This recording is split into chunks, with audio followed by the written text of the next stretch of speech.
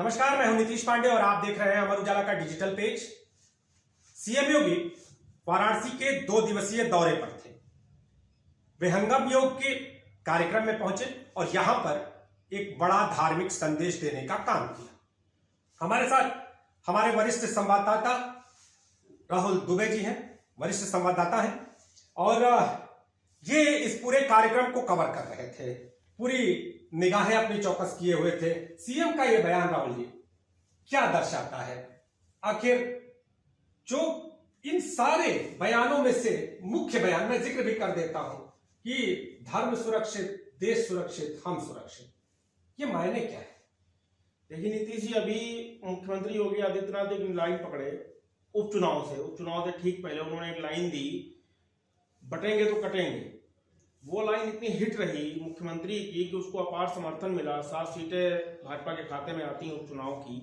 वो महाराष्ट्र जाते हैं। महाराष्ट्र में जब सरकार बनती है तो आपने देखा होगा कि महाराष्ट्र के जो चाणक्य कहे जाते रहे अब तक, शरद पवार का एक बयान आया कि उन्होंने अपने पूरे राजनीतिक जीवन में कभी इस तरीके का ध्रुवीकरण नहीं देखा जिस तरीके का ध्रुवीकरण योगी आदित्यनाथ के आने के बाद और बटेंगे तो कटेंगे बयान के बाद पूरे महाराष्ट्र में चला। तो कहीं ना कहीं एक तो ये बयान, वो जब काशी आए, आज उन्होंने काशी में इस तरीके का बयान दिया। अभी आपने देखा होगा पिछले महीने 25 नवंबर को जब वो महाशिवपुराण की कथा में शामिल हुए थे तो उन्होंने महाशिवपुराण की कथा में कहा था कि जो लोग ये कह रहे हैं कि हम लोग जातियों में बटे हैं, उन्हें इस कथा में आके देखना चाहिए। ये कथा सिर्फ कथा नहीं है, ये यहाँ सारे जातियों के लोग एक साथ बैठे लाखों की तादाद में सुन रहे हैं और विपक्ष के जो लोग ये कह रहे हैं कि हम जातियों में बटे हैं, उन्हें आके ये देखना चाहिए। इससे पहले योगी आदित्यनाथ जब बगल के जिले चंदौली में गए थे, कीनाराम बाबा के आश्रम का जो उन्होंने सड़क का लोकार्पण किया था, वो सत्संग कार्यक्रम में शामिल हुए थे। काशी में जब भी इतने बड़े कार्यक्रम होते हैं, धार्मिक कार्यक्रम होते हैं, तो वहां योगी आदित्यनाथ आते हैं और वो इस तरीके के बयान देते भी हैं जानबूझकर, ताकि जो लोग बैठे होते हैं सामने, वहां सीधा उनका एक फंडा रहता है कि हिंदुत्व का मैसेज सीधे उनके बयानों से जाना चाहिए। ये वो अभी से नहीं कर रहे हैं, लगातार कर रहे हैं, चाहे चुनावी जो भी रैली हो, चुनाव से पहले माहौल हो। तो ये जो बटेंगे तो कटेंगे को उन्होंने इसी से जोड़ा है कि जब धर्म सुरक्षित है तभी देश सुरक्षित है, देश सुरक्षित है तभी धर्म सुरक्षित है, दोनों एक दूसरे के पूरक हैं। और जब ये सुरक्षित है तो हम सुरक्षित हैं, आप सुरक्षित हैं, ये उन्होंने बताने का इसमें पूरा काम किया है लोगों को, कार्यकर्ताओं को और इस प्रदेश और देश की जनता को। आमतौर पर राहुल जी ये बात होती है कि जब चुनाव होते हैं तब इस तरह के बयान दिए जाते हैं।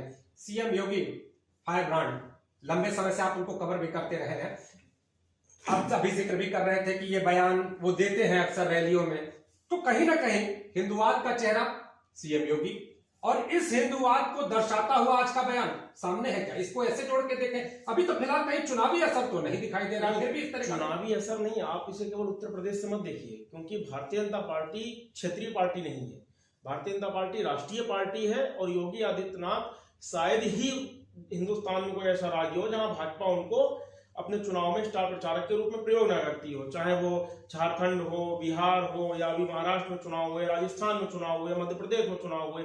तो ये तो चुनावों का देश है, यहाँ आपको हर 1 साल में, 1.5 साल में किसी ना किसी राज्य में चुनाव मिलेंगे, किसी ना किसी राज्य में 15 से 20 सीटों पर उपचुनाव मिलेंगे। तो योगी आदित्यनाथ किसी भी तरीके से अपनी उस छवि को नहीं छोड़ना चाहते, जिस छवि की बदौलत इतनी सीटें पार्टी अपनी लाती है। पार्टी में हर तरीके के लोग हैं, आप इसको एक क्रिकेट टीम के तरीके देख सकते हैं कि आपको एक विस्फोटक ओपनर भी चाहिए, आपको एक मध्य क्रम में जो अच्छा खेल सके ऐसा एक बल्लेबाज भी चाहिए, आपको जो समय पर आने पर जरूरत में रन तेज बना सके वैसे लोग भी चाहिए। तो इस भाजपा की टीम में वो विध्वंसक ओपनर बल्लेबाज आप मान के चलिए योगी आदित्यनाथ को, कि वो उस तरीके से बल्लेबाजी कर रहे हैं कि वो अपने ही मोड में रहेंगे, जैसे आज वो दोनों कार्यक्रमों में रहे। उन्होंने अगर वहां शोरबेग मंदिर में कहा कि देश सुरक्षित, धर्म सुरक्षित, धर्म सुरक्षित, देश सुरक्षित, ऐसे उन्होंने जब वो सामूहिक विवाह समारोह में पहुंचे उसके बाद तो वहां भी उन्होंने कहा कि जो है किसी भी हाल में बेटियों के लिए, धर्म के लिए जो है और पूरे समाज के लिए पार्टी जो है एकजुट रहेगी, पार्टी जो है खड़ी रहेगी, सरकार खड़ी रहेगी। तो योगी आदित्यनाथ जी की आप कोई भी लाइन देखिए, चाहे वो विकास की बात कर रहे हो, चाहे वो सुरक्षा की बात कर रहे हो, तो वो उसमें धर्म का टच रखते हैं। यानी कार्यक्रम कोई भी हो, योगी है तो धर्म है और धर्म है तो फिर हम हैं, वो जो संदेश है वो उनका फंडा चलेगा, वो प्रसारित रहेगा, क्योंकि वो मान चुके हैं कि वो इसी फॉर्मेट के लिए। क्या लगता है आने वाले समय में इसे किस रूप में देख रहे हैं? राजनीतिक तौर पे अगर हम बातचीत करें तो इसे राजनीतिक तौर पर आप कैसे देख रहे हैं? भारतीय जनता पार्टी को क्या इस तरह का जो बयान है वो फायदा दिलाएगा? अगर विपक्ष एक तरफ पीडीए का नारा दे रहा है और अगर बात करें तो कई तरह के बयान भी सामने आए। पीडीए के नारे के जवाब में ही तो योगी आदित्यनाथ बटेंगे तो कटेंगे को लाए हैं। पीडीए में आप देखिए कि जो विपक्ष पीडीए कह रहा है उसमें पिछड़ा, दलित और अल्पसंख्यक की बात कर रहा है।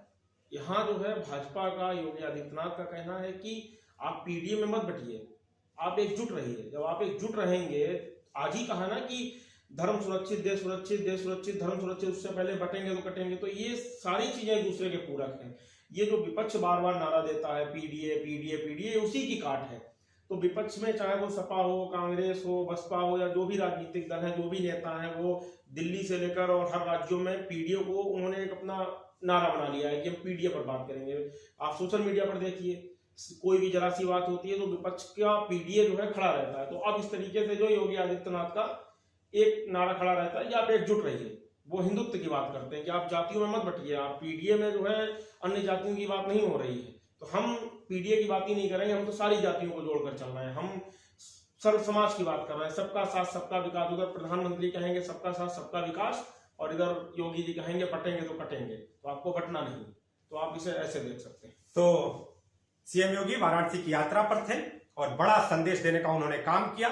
अब आने वाले दिनों में यह संदेश किस तौर पर सामने आता है, यह देखने वाली बात होगी। हमारे साथ राहुल जी थे, वो एक एक तथ्य की गहरी जानकारी आप तक पहुंचा रहे थे। आप जुड़े रहिए अमर उजाला के डिजिटल पेज के साथ। अगर आप ये वीडियो YouTube पर देख रहे हैं तो हमारे चैनल को सब्सक्राइब करें और बेल आइकन को दबाना ना भूलें। अगर आप Facebook पर ये वीडियो देख रहे हैं तो हमारे पेज को लाइक करें।